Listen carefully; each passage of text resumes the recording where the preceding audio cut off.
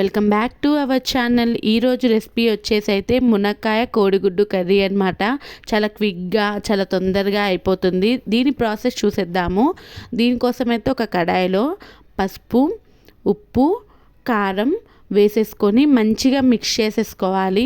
Mix చేసుకున్నాక మనం ముందుగా ఉడకబెట్టుకున్న గుడ్లు ఉంటాయి కదా, వాటికి ఇలా ఘాట్లు పెట్టేసుకొని అవి గోల్డెన్ కలర్ వచ్చేంత వరకు ఫ్రై చేసేసుకోవాలండి. ఇలా ఘాట్లు పెట్టుకోవడం వల్ల ఉప్పు కారం కూడా పడుతుంది.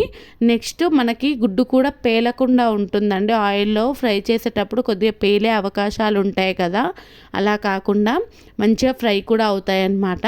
పైన గోల్డిష్ కలర్ వస్తుంది కదా, అప్పుడు తీసేసేయాలి. అలా చేస్తే పైన లేయర్ అంతా కూడా క్రిస్పీగా ఉంటుంది. ఆ తర్వాత అదే కడాయిలో కొద్దిగా ఆయిల్ ఉంటుంది కాబట్టి అందులోనే ఇంకా ఆవాలు, జీలకర్ర, నెక్స్ట్ ఆనియన్స్ వేసేసుకొని మంచిగా ఫ్రై చేసుకోవాలి ఒక 50%. ఆ తర్వాత అందులో మనం కట్ చేసి పెట్టుకున్నాం మునక్కాయ పీసెస్ కూడా వేసేసుకోవాలి.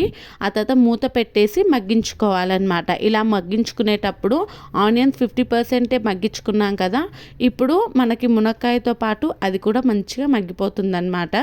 అది బాగా మగ్గిపోయిన తర్వాత అందులో ఒక 2 మిరపకాయలు, పచ్చిమిర్చి, నెక్స్ట్ కొన్ని కరివేపాకులు వేసేసుకొని మీడియం సైజ్ టమాటోస్ని సన్నగా తరిగేసుకొని వేసేసుకోవాలన్నమాట.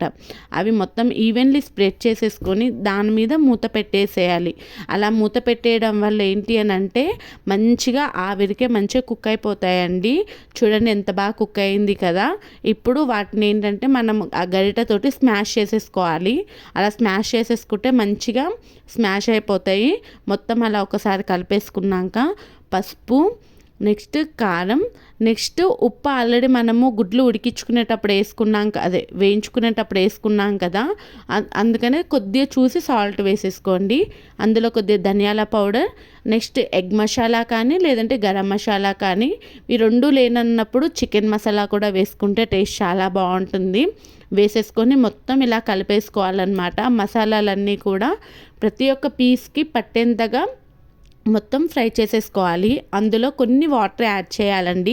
ఇది లిక్విడ్ ఫామ్లో ఉంటే అస్సలు బాగోదన్నమాట. అందుకనే కొద్దిగా ముద్దలానే ఉంటే బాగుంటుంది కాబట్టి కొన్ని వాటర్ వేసేసుకొని ఇలా మసిలించుకోవాలి.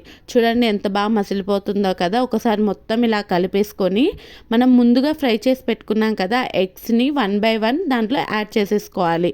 మనం ఇందాక ఘాట్లు పెట్టుకున్నాం కదా, ఈ జ్యూస్ కూడా దాని లోపలికి వెళ్ళి భలే టేస్ట్గా ఉంటుందండి. మొత్తం అలా ఎగ్స్ అన్నీ వేసేసుకొని మొత్తం కలిపేసుకొని ఒక 5 minutes అలా మంచిగా ఉడకబెట్టుకోవాలి మూత పెట్టేసి. అలా ఉడికిపోయిన తర్వాత అందులో లాస్ట్గా సన్నగా తరిగి పెట్టుకున్న కొత్తిమీర వేసేసుకొని స్టవ్ ఆఫ్ చేసేసుకుంటే. కానీ ఈ వీడియో నచ్చినట్టుంటే ఒక్క లైక్ చేసేసుకోండి. అలానే మన ఛానల్ని కూడా సబ్స్క్రైబ్ చేసేసుకోండి. మీరు ఈ రెసిపీని ట్రై చేసినట్టుంటే మాత్రం ఎలా వచ్చిందో నా కామెంట్ బాక్స్లో షేర్ చేయడం మాత్రం అస్సలు మర్చిపోమాకండి.